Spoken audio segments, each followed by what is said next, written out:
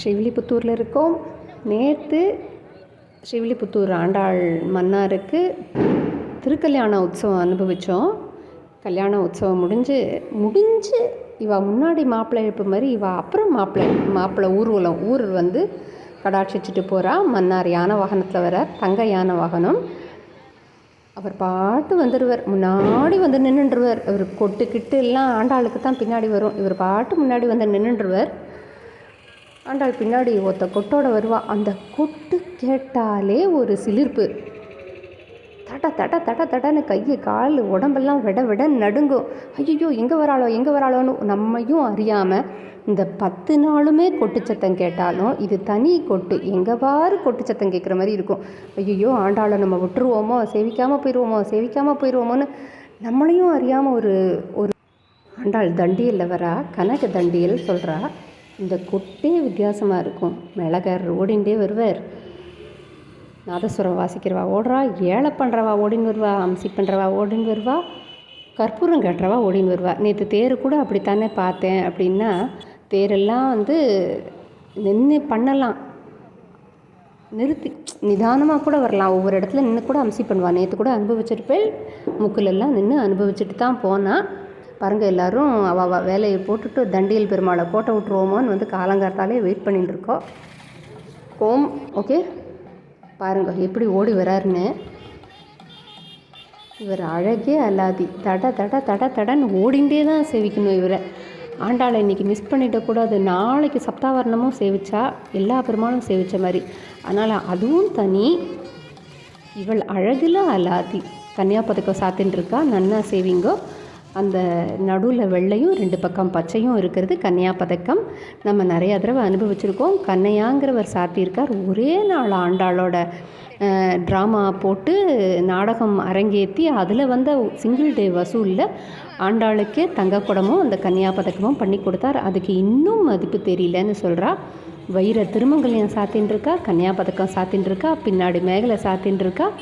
நான் அமைதியாக இருக்கேன், நீங்கள் வந்து நின்று அனுபவிங்கோ. கையில் ரத்னக்கை சாத்தின்னு இருக்கா. அந்த கையில் இருக்கிற நகமெல்லாம் பார்த்துட்டு ஒரு நிமிஷம் நம்ம நகத்தையும் குனிஞ்சு பாருங்கோ.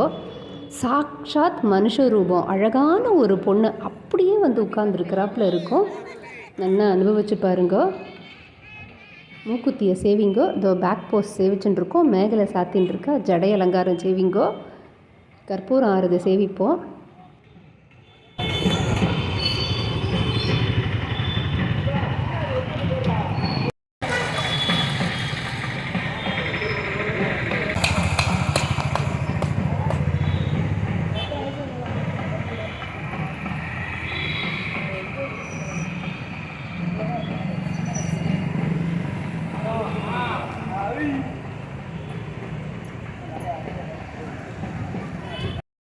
இப்படியே தான் தடன்னு ஓடின்னு இருப்பா. தட்டு வச்சா, அதாவது வெத்தலைப்பாக்கு அம்சி பண்ணுறதுக்கு தட்டு வச்சா நின்று அம்சி பண்ணுவா, சேவிக்கலாம். இல்லாட்டி இப்படியே ஓடிண்டே தான் சேவிக்கிறோம். இந்த கோவில் வாசலுக்கு மன்னார் வந்துட்டார். ஆண்டாள் பின்னாடி எங்கேயோ வந்துட்டு இருக்கா. எல்லோரும் அம்சி பண்ணிவிட்டு மெதுவாக வரா. வெயிட் பண்ணுவோம்.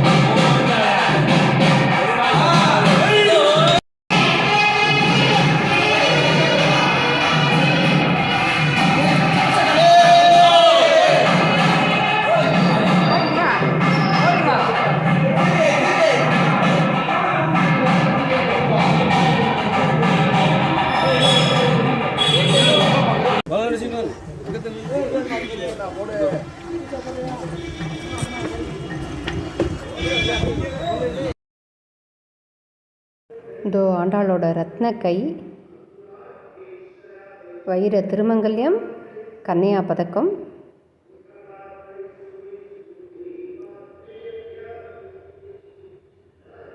மன்னார் யானை வாகனத்தில் கம்பீரமாக இருக்கார்.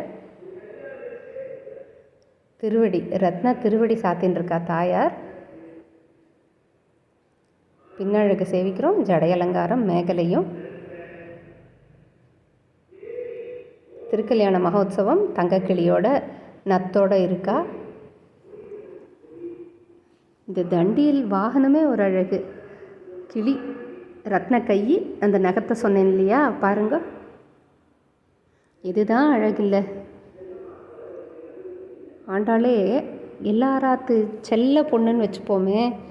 நம்மாத்து குழந்தை இருந்தால் எப்படி இருக்கும்? நம்மாத்து குழந்தைக்கு கல்யாணம், நம்மாத்து குழந்தைக்கு பிறந்த நாள், நான் என்ன பண்ணுவோம்? அப்படி தான் இருக்கும்.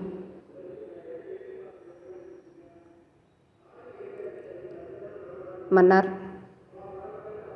தாயார கல்யாணம் பண்ணிண்ட பூரிப்பில் மன்னாரும் மன்னாரை கல்யாணம் பண்ணிண்ட பூரிப்பில் ஆண்டாளும் இருக்கா.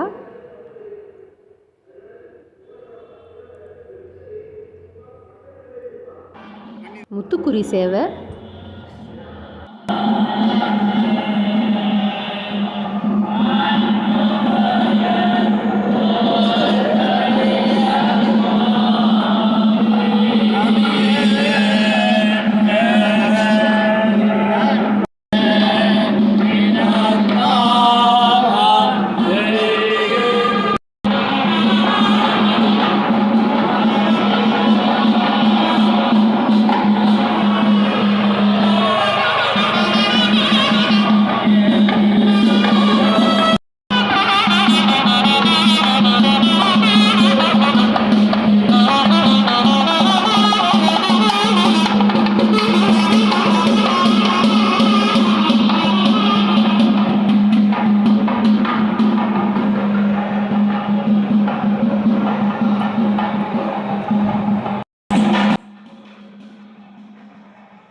இதை பற்றி தனி பதிவு தான் போடணும். இது பாருங்க, இதுக்கு மற்ற நாள் மாதிரி காலையில் போட்டுட்ட பட்டுப்புடவையோ இதுவோ படாடோபமோ எதுவுமே கிடையாது. இது சாலியர்கள்னு ஒருத்தர் நெஞ்சு கொடுக்குற புடவை தான். இந்த சிவப்பில் கட்டம் போட்ட புடவை தான். வருஷம் ஒரே ஒரு புடவை தான் கொடுப்பா. கண்ணா பின்னான்னு நிறைய இதெல்லாம் கிடையாது. பெரிய படாடோபம் கிடையாது. சாதாரண காட்டன் புடவையில் ஆண்டாள் ரொம்ப அழகாக வருவாள். தனக்கு கல்யாணம் ஆகுமாங்கிறத சந்தேகமாக இருக்குது. பெருமாள் நம்மளை கல்யாணம் பண்ணிப்பானா அப்படின்னு. இதுக்காக குறத்தியை கூட்டு குறி கேட்குறா. அவளோட பிரதிநிதியாக அரையர் சுவாமி இந்த ஊரில் ரொம்ப அதிவிசேஷமாக நடக்கிற வைபவம். முத்துக்களை வச்சு குறிப்பாக்குற முத்துக்குறி வைபவம்னு பேர். இதோ பாருங்க, அமைதியாக இருக்கேன். கோவில் வாசலுக்கு ஆண்டாள் ஒவ்வொரு சன்னதி வாசலையும் அகோபல மடம்,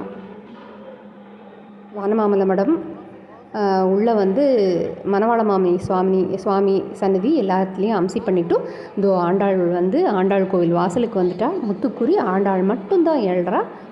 அவளுக்கு சந்தேகமாக இருக்குன்னு குறி கேட்குறா. ரொம்ப அழகான வைபவம். இதோ பாருங்க, அமைதியாக இருக்கேன். திருவண்ணாமலை பெருமாளுக்கு அழகு காட்டாலாம். பல்லக்கூட சுற்றி இது பண்ணுறா. கற்பூரம் ஆகி திருவண்ணாமலை பெருமாளுக்கும் கற்பூரம் ஆறுது. மெதுவாக இருந்து அனுபவிப்போம்.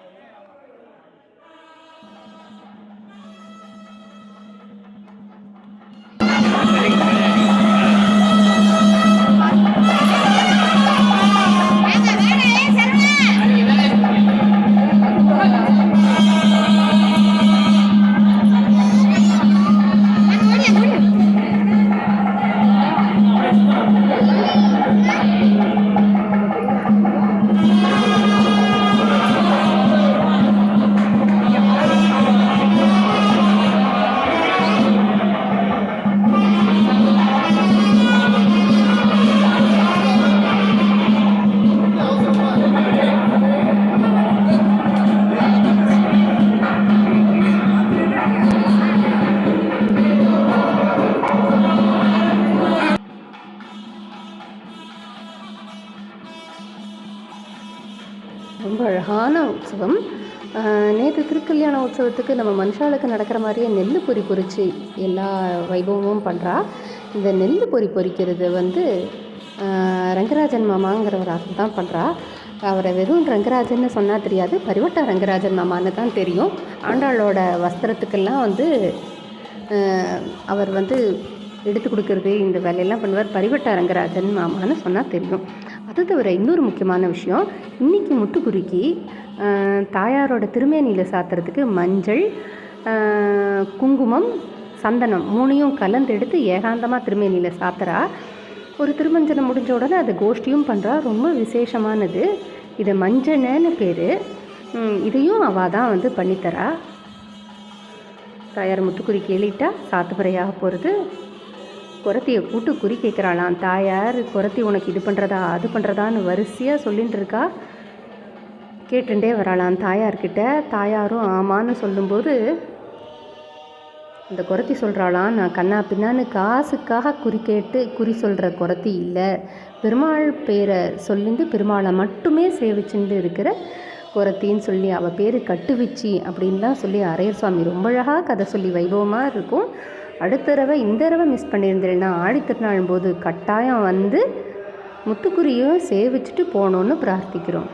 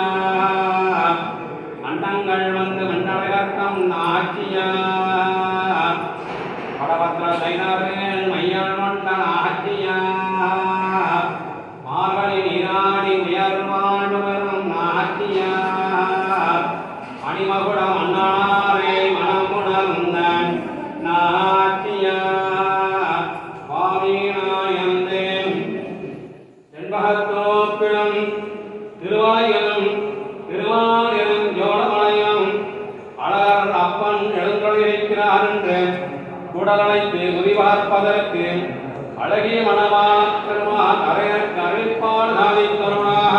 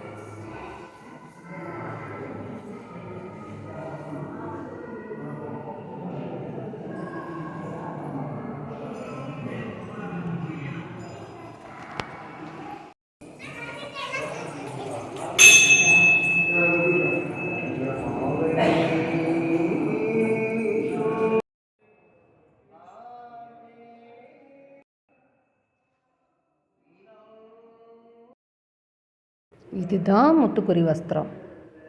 இது தவிர வேறு சாத்த மாட்டா. இந்த பத்தையில் இந்த சிவப்பு கலர் புடவை அதுதான் சாத்துவா. கண்ணா பின்னான்லாம் இஷ்டத்துக்கு நிறைய நெஞ்செல்லாம் கொடுக்க மாட்டா. ஒரு தடவைக்கு ஒன்று தான் சாலியர்கள் கொண்டு வந்து சாத்துறது. நேற்று திருமங்கல்யம் அதே மாதிரி ஏழூர் நாய்க்கமாருங்கிறவா கொண்டு வந்து சாத்துவா. அதுவும் விசேஷம். இவா தான் பண்ணுவா டிஃபால்ட்டாக. நாளைக்கு காலங்கார்த்தால் சப்தாவரணம் ஆகும். அதுக்கப்புறம் தீர்த்தவாரி கேழ்வர் பெருமாள் தீர்த்தவாரி முடிஞ்சு முத்தாலத்தியோட உள்ள ஆஸ்தானம் ஏழ்றார். ரொம்ப அழகாக இருக்கும். ஆடி ஆடி ஏழுவா. கட்டாயம் எல்லாரும் அனுபவிக்கணுமா பிரார்த்திக்கிறோம். இவ்வளோ பெரிய பாக்கியம். என்ன மாதிரி ஒரு பேரை ஆண்டாள் கொடுத்துருக்கா, என்ன மாதிரி ஒரு பாக்கியத்தை கொடுத்துருக்கான்னு நினச்சி பார்க்கும்போதே நம்மளையும் அறியாமல் ஒரு சொட்டு தண்ணி வந்ததுன்னா ஆண்டாள் நம்மளை ஏற்றுன்ட்டான்னு அர்த்தம். இன்றைக்கி கண்ணு முன்னாடி அரையர் சுவாமி முத்தெல்லாம் பரத்திண்டு ஆண்டாளுக்கே ஜோசியம் பார்த்து அது மாதிரி வைபவங்கள்லாம் பண்ணும்போது என்ன என்ன நோன்பு நோற்றாள்களோ என்னை இங்கே நிறுத்துறதுக்கு எங்கேயோ இருந்த என்னை இங்கே நிறுத்தியிருக்கேன். இன்றைக்கி 2 கையை கூப்பி சேவிக்கிற பாக்கியத்தை ஆண்டாள் கொடுத்துருக்கா. கூடி இருந்து குளிர்ந்தேலோ ரெம்பாவாய். வேறு வார்த்தையே எனக்கு தெரியல. அடுத்த தடவை அவசியம் கடைசி 4 நாளாக போடுங்கோ தேர். முத்துக்குறி வைபவம் அனுபவிச்சுட்டு சப்தாவரணம் அனுபவிக்கணும். சப்தாவரணம் சேவித்தாலே எல்லா பெருமாளையும் சேவித்த மாதிரி சப்தாவரணம் சேவிச்சுட்டு தீர்த்தவாரி ஆண்டாள் தீர்த்தமாடின குளத்தில் தீர்த்தமாடிட்டு அவா ஊருக்கு கிளம்புங்கோ. தாழ்மையான பிரார்த்தனை கட்டாயம் எல்லாரும் ஏற்றுண்டு பண்ணணுமா பிரார்த்திக்கிறேன். அரையர் சுவாமியை அனுபவிக்கணும். அவரோட வியாக்கியானங்கள் சில இடங்களில் அவரே நெக்குருகி நிற்கிற மாதிரி இருக்கும். அவர் ஆண்டாளா கட்டுவிச்சியா அரையர் சுவாமியா அனுபவிங்கோ.